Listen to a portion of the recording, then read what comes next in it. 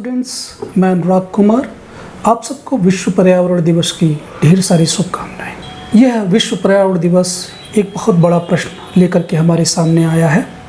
आपने कल और परसों भी 2-3 दिनों से एक पोस्ट बहुत ज़्यादा वायरल हो रही है सोशल साइट्स पर कि केरल में एक हथनी को पटाखों से भरा अनानास खिला दिया जाता है। अनानास उसके मुंह में फटता है और उसके बाद उसका मुंह का अंदरूनी हिस्सा डैमेज हो जाता है। वो कुछ भी खा पी सकने में असमर्थ होती है और हफ्तों तक पानी में खड़ी खड़ी अपनी जान दे देती है। दुखद ये कि वो हथनी प्रेग्नेंट थी। अगर हम मानव अब भी नहीं चेते तो अपने पर्यावरण के इन अहम हिस्सों को खोते जाएंगे और न सिर्फ इनका अस्तित्व समाप्त हो जाएगा बल्कि आने वाले समय में हम अपने अस्तित्व के लिए खुद भी संघर्ष करते दिखेंगे। आइए एक ऐसे ही थ्रेट, एक ऐसी ही चुनौती जो हमारे पर्यावरण है उस पर चर्चा करते हैं। रेडियो एक्टिव पॉल्यूशन, रेडियोधर्मी प्रदूषण। क्या है रेडियोधर्मी प्रदूषण, ये समझते हैं। इस प्रकृति ने हमें कई प्रकार के तत्व दिए हैं और उनमें से कुछ तत्व ऐसे होते हैं जो अपने भीतर से लगातार ऊर्जा का उत्सर्जन करते रहते हैं।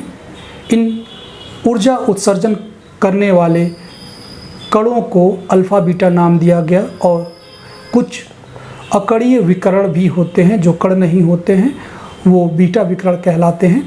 तो अल्फ़ा बीटा गामा विकर्ण लगातार देने वाले तत्वों को रेडियोधर्मी पदार्थ कहा जाता है। अब अगर ये तत्व कहीं बद्ध तरीके से रखे जाएं ताकि अल्फ़ा बीटा गामा किरणें बाहर की तरफ ना जा सकें तो ये सुरक्षित हैं। अगर इन्हें मुक्त रूप से छोड़ दिया जाए तो इनसे निकलने वाले अल्फ़ा बीटा कण ह्यूमन लाइफ को और एनिमल लाइफ को बेहद नुकसान पहुंचा देते हैं।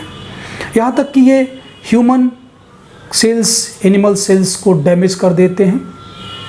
चर्चा करूँगा मैं आगे आपको इनसे होने वाले हानियों की। रेडियोधर्मिता की खोज हेनरी बैकरल और उनकी टीम, जो कि मैडम क्यूरी थी और उनके पति थे, इन सब ने किया था और 1903 में इसके लिए इनको नोबेल प्राइज़ में मिला। और ये विकर्ण कितना खतरनाक है मैं आपको बताऊं। मैडम क्यूरी बेहद मेहनती महिला थी, रेडियोधर्मी पदार्थों की खोज में लगातार लगी हुई थी।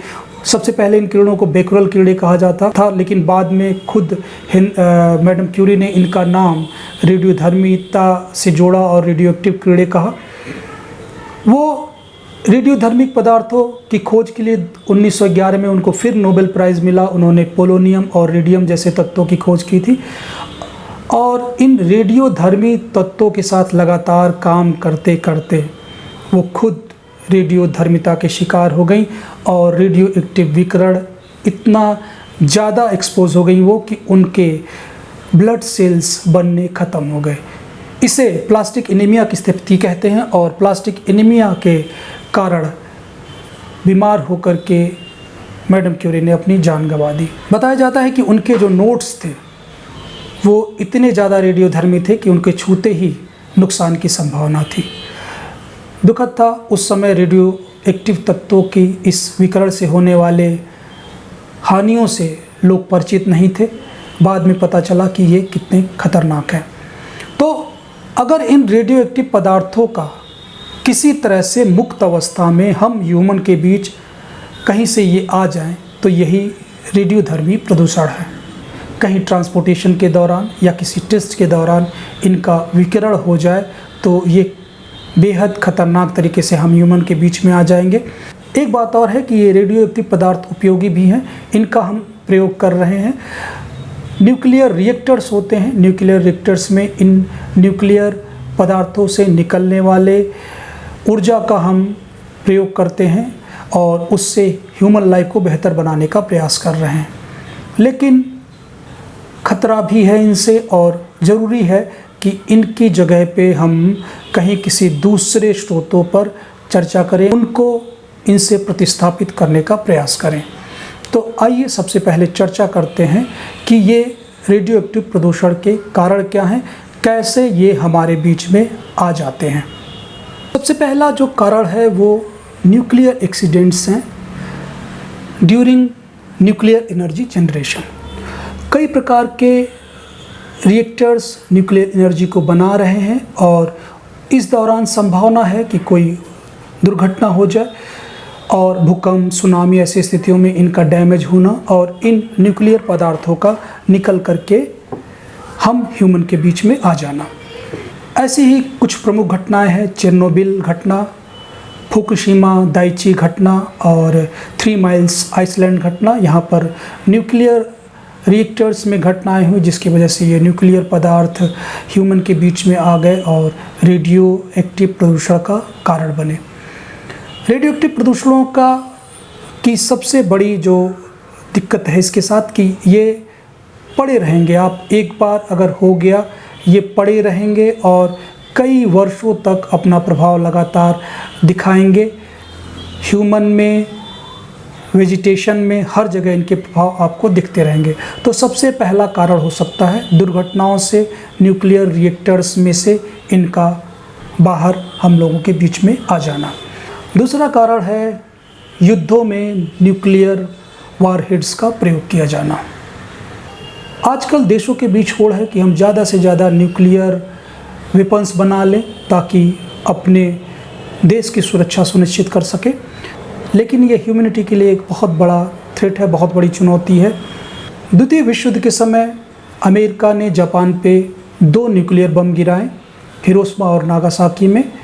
लिटिल बॉय और फैट मैन, आपने पढ़ा होगा इनको, लिटिल बॉय और फैट मैन नाम के 2 बम गिराए और उन बमों का एडवर्स इफेक्ट आज तक जापान की ये दोनों टाउन झेल रहे हैं।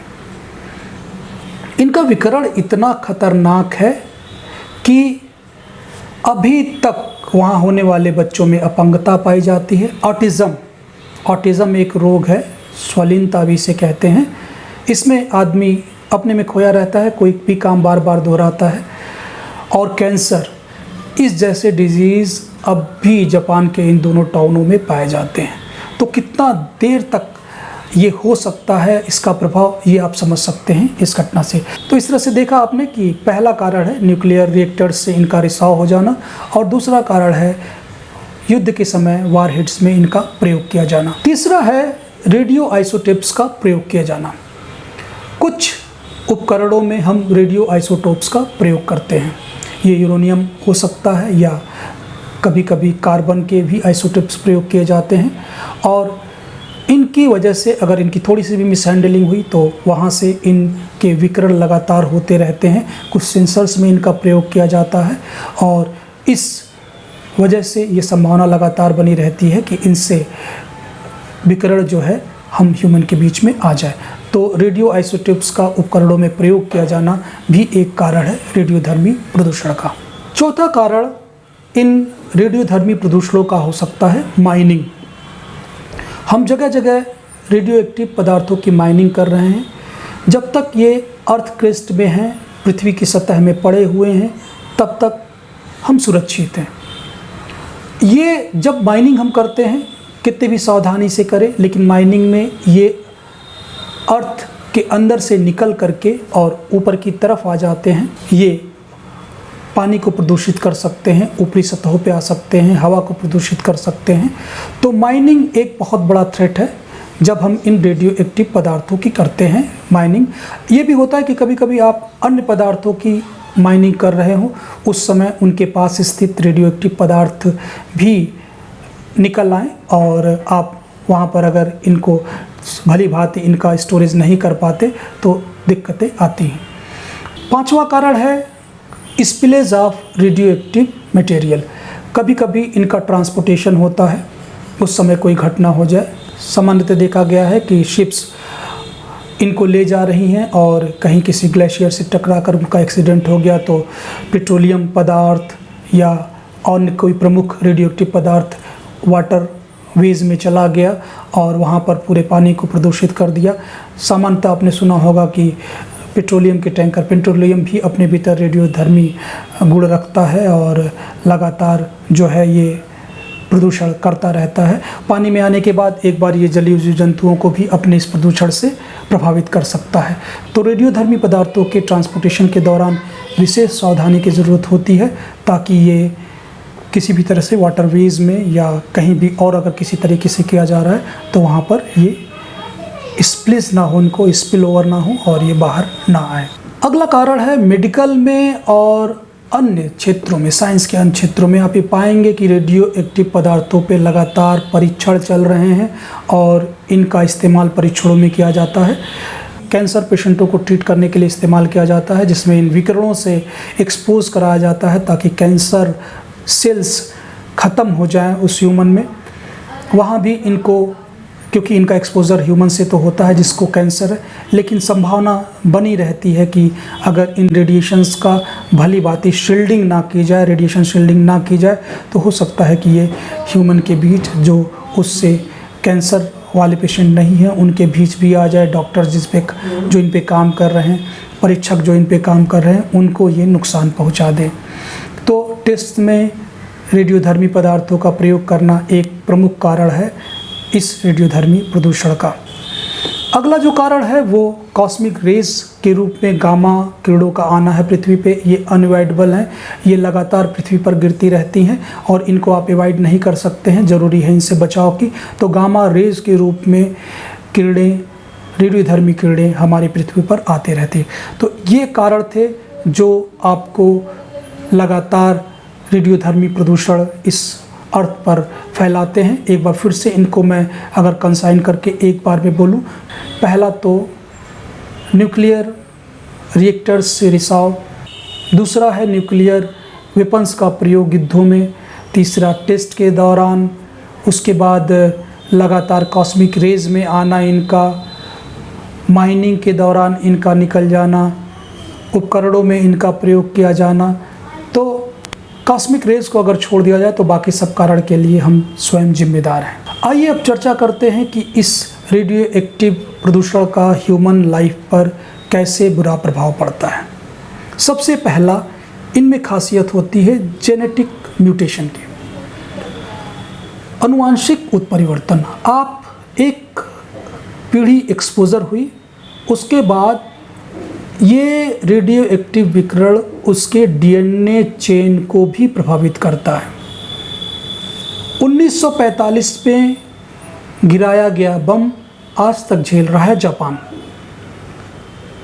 युद्ध निश्चित तौर पे ह्यूमैनिटी के लिए बहुत बड़ी चुनौती है, बहुत नुकसान पहुंचाते हैं।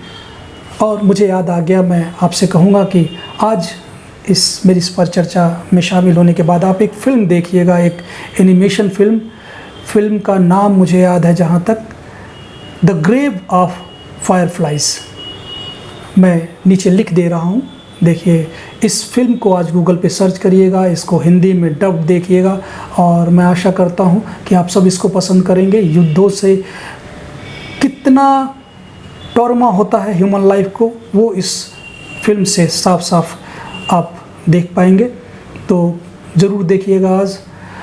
तो मैं चर्चा कर रहा था कि 1945 में गिराया गया बम और आज तक झेल रहा है जापान।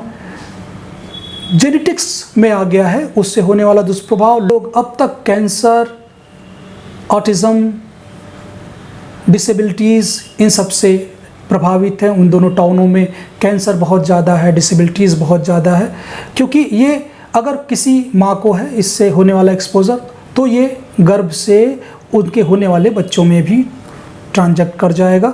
और फसलों के मामले में भी यही करता है, उनकी जेनेटिक्स चेंज कर देता है और इस कारण ये बहुत दिनों तक बना रहता है। दूसरा सबसे प्रमुख इनका जो दुष्प्रभाव है वो है तरह तरह के रोग ये इस तरह के विकिरण ले आते हैं।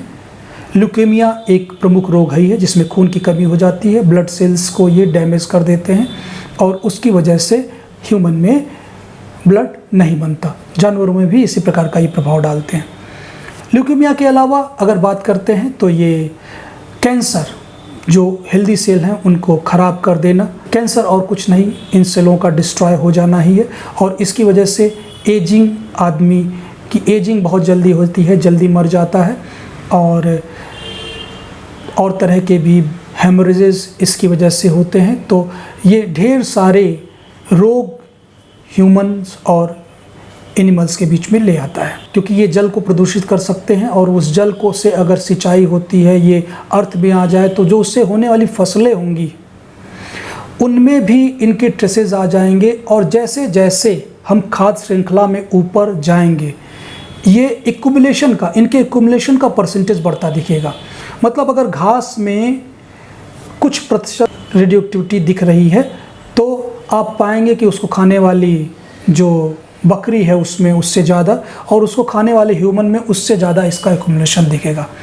इस प्रक्रिया को, इस परिघटना को बायोमैग्निफिकेशन कहते हैं। अगले इनके दुष्प्रभाव हैं, ये सेल को नष्ट कर देते हैं। कोई भी सेल होगा, कोई भी वेजिटेशन है, कोई भी ह्यूमन लाइफ है, वो और कुछ नहीं, सबसे छोटी यूनिट कहा जाए अगर किसी भी लाइफ की तो वो सेल है। और इन सेलों का डिस्ट्रॉय हो जाना निश्चित तौर पर ह्यूमन लाइफ को डिस्ट्रॉय कर देगा, उस एनिमल लाइफ को डिस्ट्रॉय कर देगा। तो बड़े पैमाने पर सेल का डिस्ट्रक्शन जो है इनका एक बहुत बड़ा दुष्प्रभाव है। अगला दुष्प्रभाव है, ये स्किन को भी बहुत ज़्यादा नुकसान पहुंचाते हैं। इस प्रकार के विकिरण, अल्फ़ा नहीं सामान्यतः बीटा और गामा किरणें स्किन के लिए बहुत ज़्यादा नुकसान पहुंचाती हैं, और ये इन पे रैशेज़ तो लाती ही लाती हैं। अगर ज़्यादा एक्सपोजर हो जाए तो कैंसर तक को जन्म दे देंगी। तो इन स्किन के लिए ये बर्न ले आती हैं। ये किरणें दिखाई नहीं देती किंतु बेहद खतरनाक, ये ह्यूमन सेल्स को जला सकती हैं, उनको कैंसरियस कर सकती हैं, स्किन कैंसर हो सकता है, ये घाव बना सकती हैं। तो इन कीड़ों से सुरक्षा की बेहद आवश्यकता होती है। आइए अब हम चर्चा करेंगे कि इनसे बचाव के क्या उपाय होने चाहिए, हम कैसे रेडियोधर्मी प्रदूषण को कम कर सकते हैं।